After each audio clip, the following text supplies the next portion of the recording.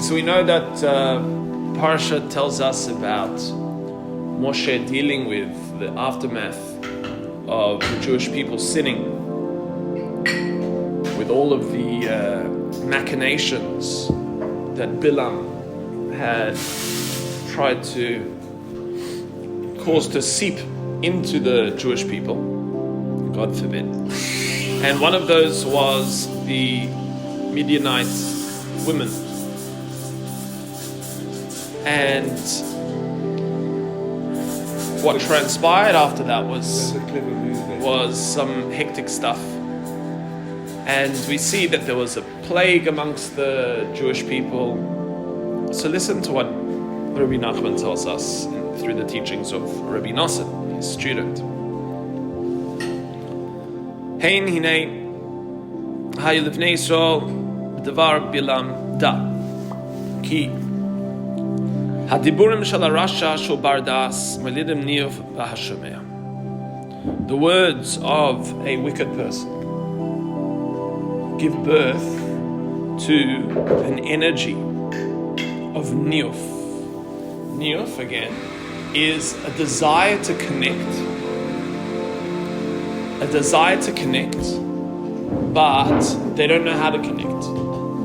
So they look to connect through spaces which are inappropriate. They look to connect with energies which are siphoned, pseudo forms of connection.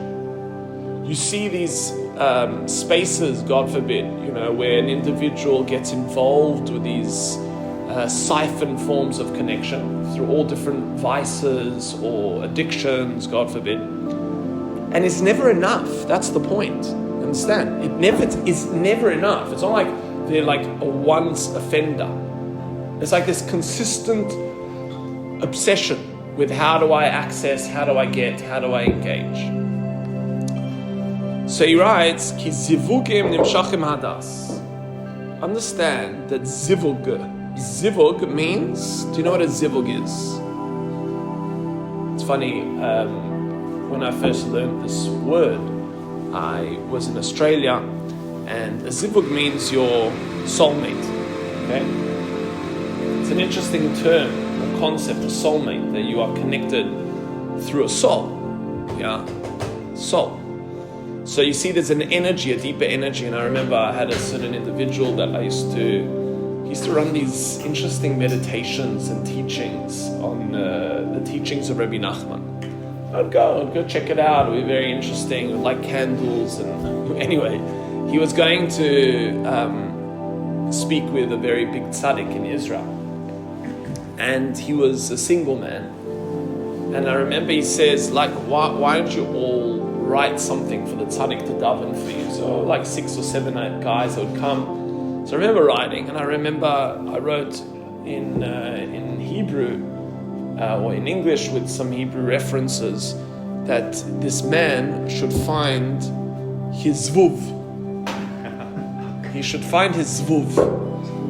Yeah, and a zvuv in Hebrew means a fly. He should find his fly. I meant zivug. You understand? Don't judge me, Howard. Zivug. So anyways, he maybe he found his fly because of me, and they live. That's another option.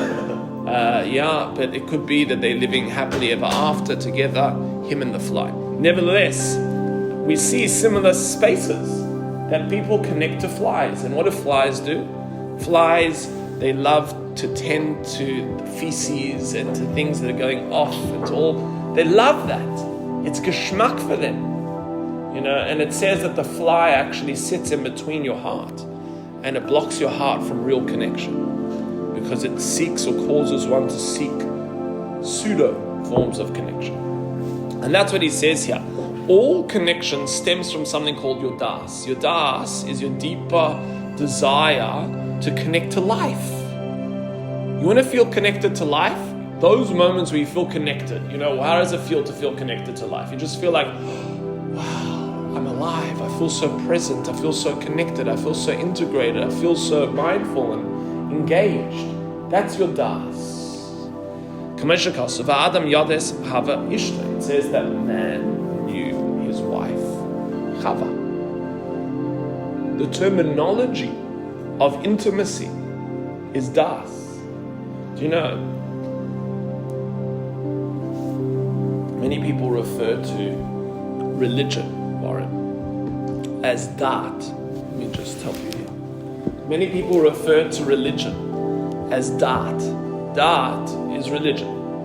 But Rav Kook has a big question. He says, why is it called dat? It should be called dat. It should be called das. That's what real religion is. Real religion, real Judaism is about consciousness and feeling connected. That's what it's about, not dat. So he writes that Adam yedeas Chava ishtoi. Adam knew his wife, meaning intimacy. Judaism is all about intimacy, but real intimacy and connectivity with life, with people, with experience, real connection. Being present.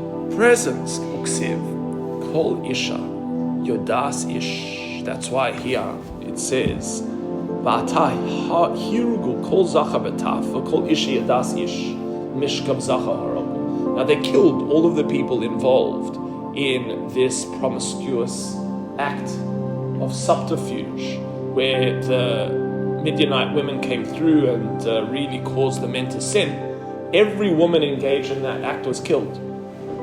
It says any woman, Isha Yadas, that knew a man, meaning this pseudo form of intimacy, very, very, very problematic. From the same play? No, she was killed. They took a sword and killed him. Called Ish Yadas Ish. Ach yesh shnei minei zivugim. Now, there's two types of zivug. There's two types of intimacy, of soulmates. Zivug to Kedusha, who is kashrus letzadikim, velatoire, velashem yisbrach. If you want intimacy, and again, this is the raison d'etre of Judaism. It's all about real intimacy, real connectivity. And a person gets real intimacy and connectivity from their connection to the tzaddikim, meaning you connect to righteous people. Not righteous, like, oh, I'm so righteous, you know. An energy, what does it mean to be righteous? It means a person who isn't subsumed by the falsehood of this world and the perceived intimacy that this world pretends. And they are able to connect to Hashem, which is the ultimate oneness. What more intimacy do you want than the person behind the whole thing? That's who you want. You don't want all of this frivolous nothingness. When you try and get a job, you know, you want to speak to the CEO, you want something done, you speak to the guy at the top. You don't want to speak to the maintenance man. So same to here with life. You're talking to the guy on the street who cleans the toilets, you know. You want to talk to the CEO. That's who you want to connect to. Same to when it comes to life. You want to go to this restaurant. You want to look at that. You want to engage with this form of connectivity. What's wrong with you? You want to speak to the CEO. You want to connect to the ultimate source behind all. And that's through the Torah. That's referred to as intimacy of holiness. Das, which we said, was consciousness, mindfulness, connection through holiness. But the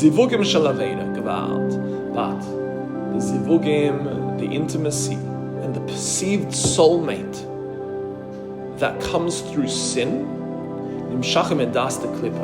it comes from something called the external husk of intimacy. V'dibur hu is galus hadas, ki ein yoidema shebedas eila alidei adibur k'mo shekasuv, v'layla lelayla yechav edas, yechav emelashen dibur, she'adibur medaber ma shebedas, k'sherasha medaber moitzim piv chavolim. Now, remember how we started off. We started off by saying the words of a Rasha inspire or catalyze an energy of negativity, of niyuf. Okay, this is just parenthetically why a person needs to be very careful. Rabbi Nachman speaks about this a number of times. What type of energy, and particularly the energy of music or song, a person listens to. Why? Because the words of a Rasha and the energy of a Rasha, a negative one. Now, a negative one, again, is a person that's lost in the pretend elements of intimacy. Now, if that's their world and now they're speaking, can you imagine the energy they're giving to you? Because the terminology or the words that come out of a person's mouth has energy, and it affects the world around you. I mean, they've done studies on this. We had a scientist come to us, show us, whatever you speak, they did a scientific experiment with different containers of water. You would speak one thing to the water, you would swear at it, then they would freeze it. Then another thing of water, they would say a bracha, or they would give a certain energy towards it and freeze that. And then they would show you the microscopic evaluation of the particles. It is insane how they crystallize and what shapes they make. The ones that you swore and you made negative energy, they all had crazy crystallizations. And the particles that you made a bracha on, wow, all beautifully in tune, everything's gavaldic. Now can you imagine? A person whose energy stems from negativity and this stems from the world around them, that's a gavald. I have a question for you. Useful question. Given your relation with Hashem, which is close, obviously, when you met your wife, did you know this is it? Day one, did you know this is it? You can feel it. Honestly, I knew. Day one. Yes. So Shadaba Medaba Masha Beda. So again, he says here, especially that it's recorded. The Laila Lalai Yechavedas. He says the terminology of Yechave. Yechave means you dibur, you're speaking. Your speech has a huge effect.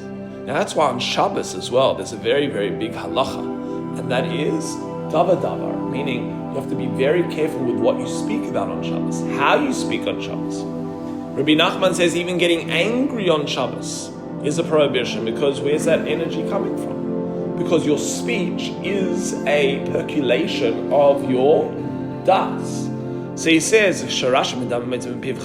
when a wicked person speaks, they produce negative energy. And if you hear them, he says, and you breathe in their air, you bring into your body the fumes of that individual. It's a crazy concept. So just the environment that you're in, breathing in the air of being inside of a shul of people davening, breathing in the air of people when you hear them studying Torah, just hearing it, you walk into the mirror and you just hear people studying Torah, has a huge effect on your rhythm. Mixing the people like Andrew and this guy. What about Ivan? What about Uziel? What about Warren? I don't know him very well. He's a bit of a joker. He's a good wiki. But this guy and Andrew, I mean, it's incredible. They're incredible people. Thank you for your input, Howard. I think that everyone here is unbelievably incredible, just by virtue of the unbelievable, incredible nature that everyone's sitting here, stunning. But even in your own right, everyone's gaval. Das the klippe. He says here, understand this is what Bilam represented. K'moshe darshu achmeinu zichronim the bracha al pasuk loy kam k'moshe b'Yisrael loy kam aval be'umeis kam umanu Bilam. So understand this is a crazy concept. Moses gets up, he's the representative of the Jewish people. Bilam gets up, he's the representative of the non-Jewish people. How does that happen? How do you have a Navi, a prophet that is from the non-Jews, where their whole raison d'etre within this framework is das the klippa, das that comes from klippa, das that comes from this external husks and trapped energy and siphon space. How does it make sense? Well, what it makes sense is he was the master of that form of connection. He was the spiritual guru of these forms of. Now again, you don't have to go far to see this transpiring in the world around one. But not only that, you have these gurus that people go to see, that pretend to be spiritual, and then they have these unbelievably licentious experiences in these environments. What's wrong with you? I spoke to a person 2 weeks ago who was lost in a cult in the UK. And the cult was a very spiritual cult. But the activities that they got into, I can't even start to tell you. What is going on there? And what's going on there is it's a form of holiness. It's a form of spiritual connection. Same to sexuality, where a person looks to experience those things. What's wrong? Well, you're essentially a spiritual person looking for connection. That's what you want. And the connection of two separate human beings is a very spiritual thing, unbelievably spiritual. It's just that it's stemming from the wrong space. You're siphoning off energy, which is unbelievably dangerous. This guy was messed up, I can tell you that. This guy, after going to this cult, messed him up. Same to an individual has to recognize in themselves what energies are they engaging with, which are siphoned energies, which can mess you up. You don't realize how messed you up until you can't get detached from it. It becomes part of you. And now, God forbid, the individual is now completely entrenched. And that's what he says here. If you refer to the Jewish people in the desert, do you know what their title was? You have Generation Z, you have, what's the generation, what's your generation? X. You were Generation X? No idea. You definitely weren't Generation X, that's for sure. So you have, these are interesting terms, like why Z and X, and it's such strange terminologies, so strange. Don't the Russians put a Z on their tanks or something like that? Anyways, so the terminology given to the people in the desert, you know what their terminology was? The Dor Deah. They were the generation of intimacy and spiritual consciousness. That was the generation of Moshe Rabbeinu in the desert. Kach shenatlu Moav eitzim Midian. Amar lahem ein koichai ele bepeh ki hapeh hu isgalus hadas. That's why when they wanted to war against the Jewish people and they wanted to affect them, they knew they couldn't affect them by war. The Jewish people aren't affected by war because they are of a supernal nature. Nothing can affect them by war. What could affect them is speech. The energy of speaking, is a form of das. You can know someone through interacting with them through speech. Speech, we just said, is a percolation of a person's inner consciousness. So now, they knew this. This is how we get to the Jewish people. What does speech have to do with intimacy? Well, we see exactly that.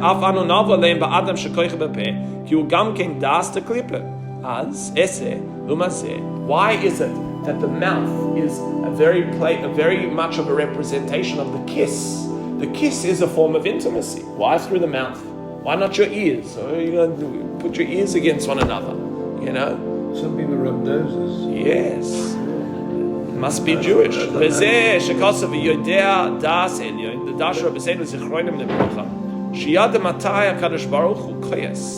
this is where Bilam knew exactly when Hashem gets angry. Check this out. What does it mean that Bilam knew when Hashem got angry? What does it mean that he was able to intuit when Hashem was angry?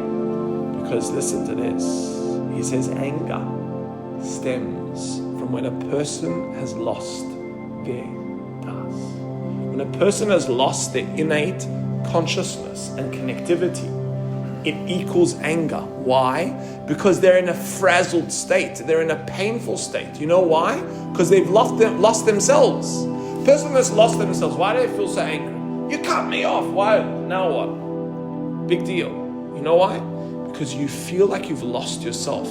It's your equilibrium.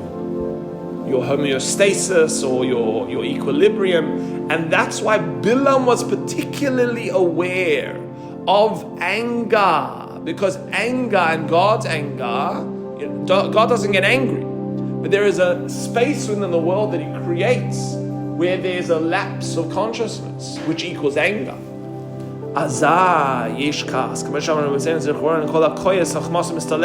Unbelievable.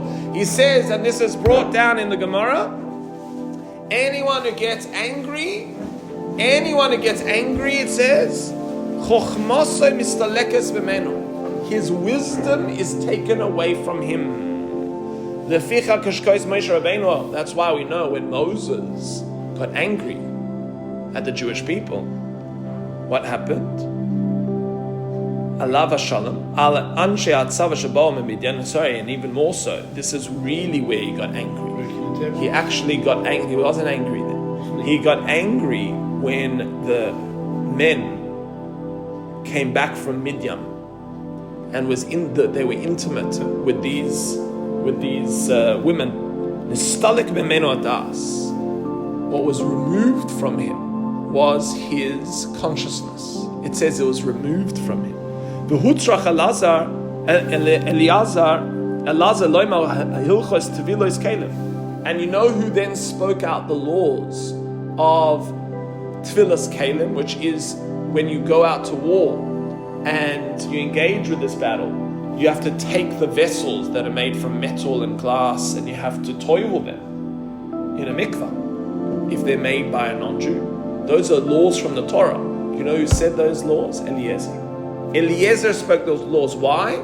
Because Moshe Rabbeinu's das was taken away because he got angry. You see this interrelationship between sexuality, between speech, between wisdom, between connection, between anger. Azai, ein kas. So he says here, when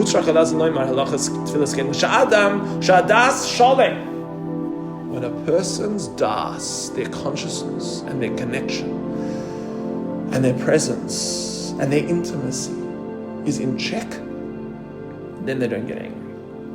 What to get angry for? Would you say when you lose their... Just one second, I need you to be quiet for a few more minutes. Sorry. Kamosha kasav lo yireu v'lo yishchisu b'chol har kadshi k'melea aretz dea. As it says in the prophet Yeshaya, it says they will not become evil, they will not destroy on my holy mountain, because the entire world is filled with Dea. Dea, again, is deep, intimate connection.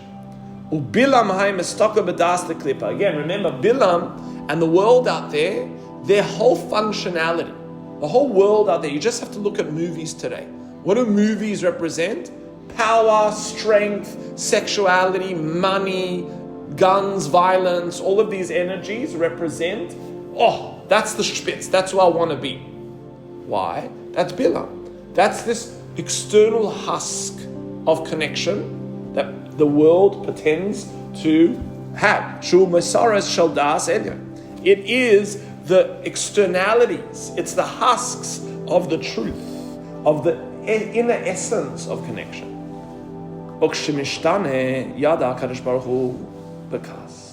And when this is lost, that's when Hashem gets angry. Again, Hashem's not getting angry. Hashem doesn't get angry because Hashem is Das. But what is happening here is Hashem is saying, okay, you want to connect to that energy? Well, the outcome is anger. If I tell my kids, they're hungry, so can I make you something real to eat? You want some eggs, some protein, something healthy, something geschmack? Or do you want a chocolate? Do you want something sugary? What's going to happen? You're going to feel frazzled, you're going to lose your energy, you're not going to be able to focus if you don't eat proper food. Now, am I punishing them? No, it's just the outcome. Same too when a person doesn't have this innate connection, this inner wisdom, this consciousness, this space of true holy intimacy with life, with the one, then the outcome is anger. Nimtza shabilam hu das de klipa, valide diburav hoilid virim arsiem shalniuf. Zeh shabal melchemes Midian, nema viktzef Moshe val pekudei achayil. Unbelievable.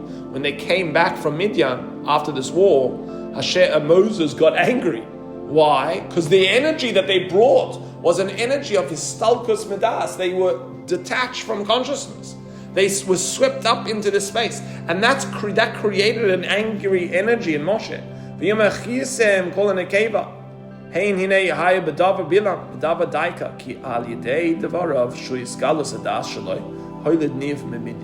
לפיכך, כשבא מלחמת מדיין כסיב, וקרבו אל מוישה, הפקודים יום מן קרב, es korban Hashem lechaper al nafsheiseinu b'fnei Hashem. That's why they then had to bring a korban to Hashem to fix up this energy.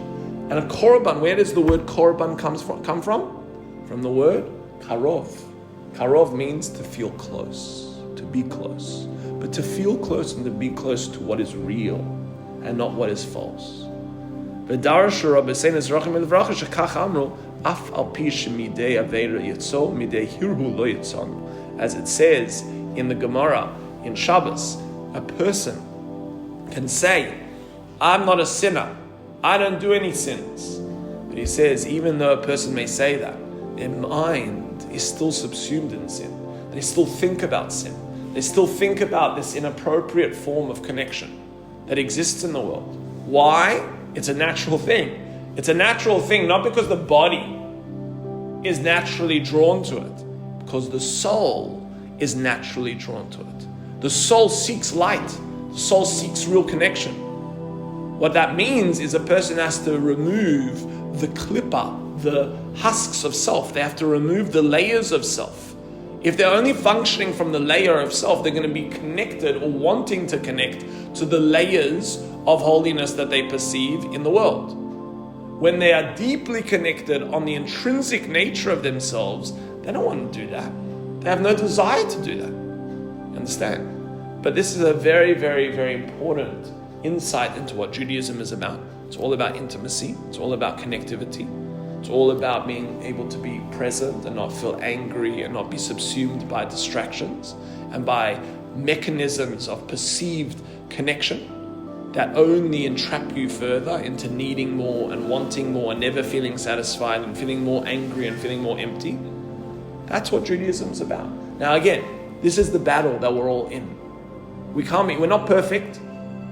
We should feel as individuals we need to guard, gird your loins. We need to gird our loins.